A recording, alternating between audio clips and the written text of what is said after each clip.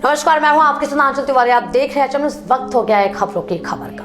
साल 1915 को घटित हुए चौरी चौरा घटना के 100 साल पूरे होने के मौके पर आयोजित समारोह का वर्चुअल उद्घाटन प्रधानमंत्री मोदी ने आज सुबह 11 बजे किया।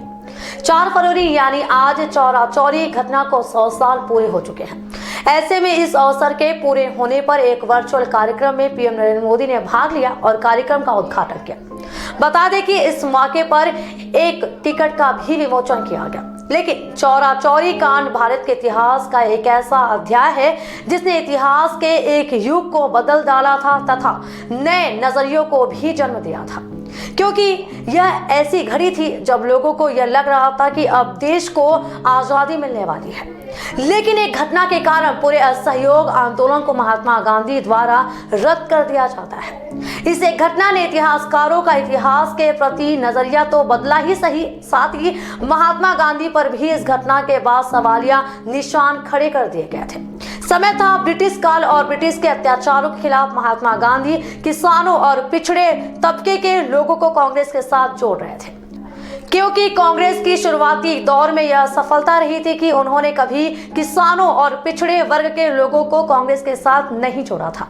हालांकि महात्मा गांधी के आने के बाद परिस्थिति पूरी तरह से बदल गई और अंग्रेजों के खिलाफ भारत में असहयोग आंदोलन की शुरुआत की गई। लेकिन इस आंदोलन में गुस्साई भीड़ में 4 फरवरी 1922 को गोरखपुर के चौरा चौरी थाने में आग लगा दी गई। इस घटना में कुल 23 पुलिसकर्मियों की मौत हो गई थी। कहते हैं कि इससे महात्मा गांधी इतने व्यथित हुए कि उन्होंने असहयोग आंदोलन को वापस ले लिया और इससे क्रांतिकारियों का एक दल नाराज भी हो गया था। हालांकि गांधी को करीब से जानने वाले और उनको समझने वाले यह भी जानते हैं कि गांधी की सोच थोड़ी अलग थी। गांधी का मानना था कि अगर विद्रोह बिना किसी सफलता के लंबे समय तक चलती रहती है तो यह उग्र हो जाती है। ऐसे में 16 फरवरी को 1922 में गांधी जी ने एक लेख चौरी चौरा का अपराध लिखा। इस लेख में महात्मा गांधी ने बताया कि अगर यह आंदोलन वापस नहीं लिया जाता है तो कई अन्य जगहों पर भी ऐसी घटनाएं हो सकती हैं। गांधी ने अपने लेख में पुलिस पक्ष और घटना में शामिल पक्ष दोनों को ही जिम्मेदार ठहराया।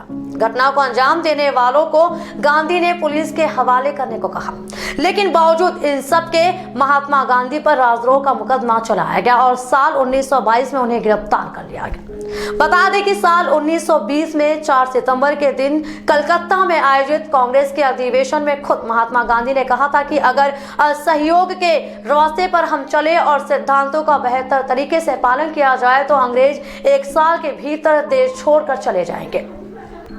इस आंदोलन के बाद युवा क्रांतिकारियों में गांधी के प्रति लगाव और आकर्षण और भी पैदा हुआ और यह बात आग की तरह पूरे देश में फैली कि असहयोग आंदोलन के जरिए 1 साल के अंदर हम अंग्रेजों से छुटकारा प्राप्त कर सकते हैं। गांधी का मानना था कि अगर भारतीय असहयोग और अहिंसा के मार्ग को अपनाएंगे तो अंग्रेज चाहकर भी कड़ी कार्रवाई नहीं कर पाएंगे, लेकिन अगर हिंसा के मार्ग को अपनाया गया तो अंग्रेजी भारतीयों के प्रति दमन की नीति को अपनाएंगे। इससे भारतीयों का मनोबल टूट जाएगा।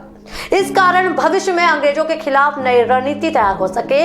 इस कारण महात्मा गांधी ने इस असहयोग आंदोलन को रद्द कर दिया था। हालांकि इस बाबत कई लोग उनकी आलोचना भी करते रहे हैं, लेकिन जैसा कि बताया इस आंदोलन ने इतिहासकारों का नजरिया इतिहास के प्रति पूरी तरह बदल कर रख दिया था। तो ये थी हमारी खास खबर। खास खबरों के लिए बनी रही खबरों की खबर में। तब तक के लिए नमस्कार।